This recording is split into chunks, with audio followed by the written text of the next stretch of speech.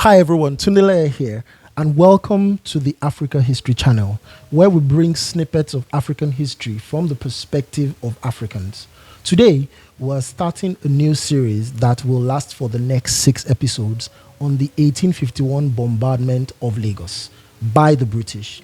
I'm recording these first 2 episodes of the series here at the Onekon House, run by the good people at Loving Lagos.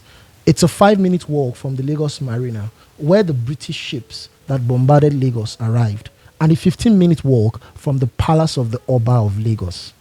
People here back then would have seen the ships and received the cannon fire from the ships. It's a fitting place to record this series. To follow, don't forget to like, share, and subscribe to the channel. Let's begin.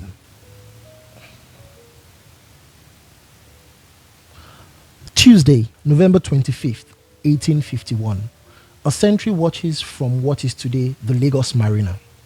The most decorated Lagos War Commander, Chief Oshodi Ladunji Takpa, stands watch, waiting for the first signs of what his sentries posted along the banks of the sea had passed on to him.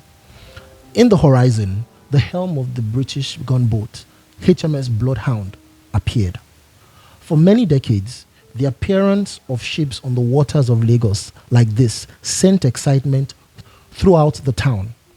They arrived to take the human cargo, slaves, that Lagos had become the leading exporter of along the West African coast from the late 1700s into the early 1800s, taking over from Ouidah, which was further to the east. The consistent wars after the collapse of the Oyo Empire in the interior ensured a near endless supply of captives into Lagos that were sold into the transatlantic slave trade. In those days, they did not need to check which flag the ship flew: British, Portuguese, Spanish, French, Dutch. They all came for the same trade in human beings. Between 1761 and 1851, nearly 300,000 people were sold into slavery in Lagos. Oshodi Takpa himself had been one of such slaves, captured by Fulani raiders in the Nupe territory of Bida across the Niger River to the north, and sold through Yoruba country until Ijebu traders brought him across the Lagos Lagoon into Lagos, destined to be shipped across the Atlantic. His last name, Takpa, was what the Yoruba called his people. So he was Oshodi Takpa, or Oshodi the Nupe man. But he had been lucky and had ended up in the service of the then king of Lagos, Oba Oshinlokun. That young Nupe slave was now the leading war chief of the son of Oshinlokun, Oba Kosoko, and traded in his own slaves. He was a slave trader in his own right. These days, however, they had to check the flag of the ships that arrived their shores in Lagos. Since the British abolished slave trade in 1807, and decided to patrol the West African coast with their ships to stop them from trading with other Europeans who still wanted to buy slaves. But these boats were not here to trade or even to stop traders. The HMS Bloodhound was a warship, and it was accompanied by 21 smaller gunboats. They had come for only one thing: war. He sighed. With that, he gave the signal. His 5,000 men, armed with muskets, readied themselves along the waterway the HMS Bloodhound would pass to reach the shore. Oba Kosoko's numerous cannons were manned as well and aimed towards the incoming force. On board the Bloodhound, Commander Frederick Forbes made final preparation for landfall. He was certain that his force of 306 men, marines and sailors, would be enough to carry the day and take Lagos from Kosoko for his rival, Akitoye. It was Oba Akitoye who had called for British help after he failed to retake his throne from Kosoko, who had ousted him some years earlier. With advocacy from Samuel Ajayi Crowther in August of that year, he had received the nod to take Lagos if Kosoko did not agree to a treaty. Akitoye was ready to sign a treaty that would finally bring Lagos under British control and end the slave trade out of Lagos. Forbes would find that he had underestimated the Lagosians. Musket fire tore through his boats and the Lagos cannons made short work of the smaller boats that accompanied him. Still, Forbes was able to land his party ashore under the heavy fire. Once on land, he met another round of resistance from the Lagos defenders, who organized and used rolling fire to keep the British from being able to organize themselves after landing. When night fell, as 2 of his officers were killed and another 10 were badly injured, Commander Forbes ordered a hasty retreat. The British had been defeated. The Lagosians had won. Exactly 1 month and 1 day later, on December 26, 1851, the British returned, led by a more experienced officer, Captain Jones. On board, he had 2 Saro sailors, James Pinson Labulo Davies, after whom the popular Davies Street in Lagos Island is named, and his younger brother, Samuel Davies. James was wounded in this engagement, but he would go on to become one of the richest men in Lagos, expanding cocoa farming in Yoruba land to become the main cash crop. He would also marry a ward of Queen Victoria, a freed slave called Sarah Forbes Bonetta, whose storied life had taken her through the hands of King Gezo of Dahomey, and then across the Atlantic to become the British monarch's ward.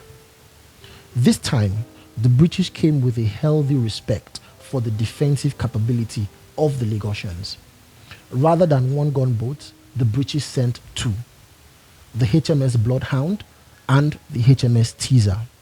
In addition, they included a flotilla of smaller boats, nimble but powerful, such as the Victoria and the Harlequin, and more than double the force from the first assault.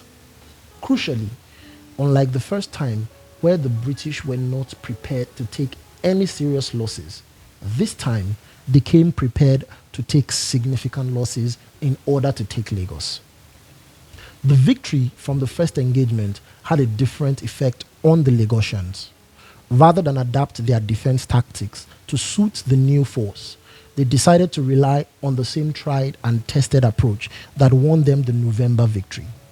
Muskets were deployed, the cannons were made ready, and the defensive nets put in place by Oshodi Takba were drawn up.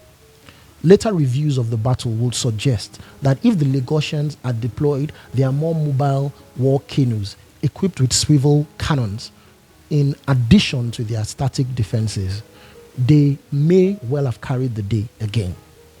Even then, the battle was a hard-fought one. The fighting went on nearly non-stop for 3 days, and the British sustained about 10 times the number of casualties they took in the November engagement. The losses on the Lagos side were much more devastating. An Italian visitor and eyewitness, Jean Battista Scala, records that the population of Lagos went from 30,000 before the British invasion to 5,000 when he visited in 2 months after the bombardment of Lagos in February 1852. Most of these would have been those that left the city along with Kosoko after his defeat, but we can safely assume that many were killed in the war itself. On the 3rd day of the fighting, one of the gunpowder caches of the Lagos defenders was hit by the British cannons and exploded, causing a great fire. Seeing defeat imminent, Kosoko ordered his war chiefs and his party to retreat from Lagos, fleeing to the Ijebu town of Ekpe through the waterways that were unknown to their enemy. Akitoye came ashore from the British boats on the 29th of December and accepted the surrender of the chiefs that remained. As we will find in this series, Lagos had different classes of chiefs, and those that remained were different from those that fled with the defeated Kosoko. The next day, in a gesture that was both practical and symbolic of Lagos's new status of depending solely on the British for protection, the British Navy dismantled all the batteries Kosoko had built for Lagos's defense and dumped 46 of his largest cannons into the sea, ensuring Lagos could never independently defend itself from the British or any other party again. Taking this strip of land gave the British their first real foothold into the area that would eventually become modern-day Nigeria. Now, Who were the Saros, of which JPL Davies, who we met earlier in this episode, and Samuel Ajayi Crowder. Yes, we meet him again, and we will meet him a few more times as we explore Nigeria's history in this period. I wasn't joking when I said he was one of the most important Nigerians. Both of them played crucial roles in what became the Bombardment of Lagos. And there were just a few examples of these Saros. So who were the Saros? What was the relationship between and the source of the rivalry between King Kosoko and King Akitoye? Who was Oshodi Takpa? And what role did freed slaves like him play in all this? Why did the British really want to take Lagos? What role did the slave trade and economics play in all this? Why did the war happen at this time and not any other time prior? There are many historical questions that, in my view, are more interesting than simply giving an account of the wars, and that is why you're here on the Africa History Channel. It's these parts that you can find only on this channel. As we have seen from this short account, the Africans were active agents in all that went down at this time. In the next 5 episodes, I'll be exploring the details of the history of this period in Lagos and the surrounding area in order to place the 1851 bombardment of Lagos in context. So don't forget to like, share, and subscribe, and turn on your notifications if you enjoyed this episode and you would like to be notified when next episodes drop. Also, my historical fiction books are out, Afonja the Rise and Afonja the Fall. You can buy them in the links in the description below. See you next time, and thanks for listening.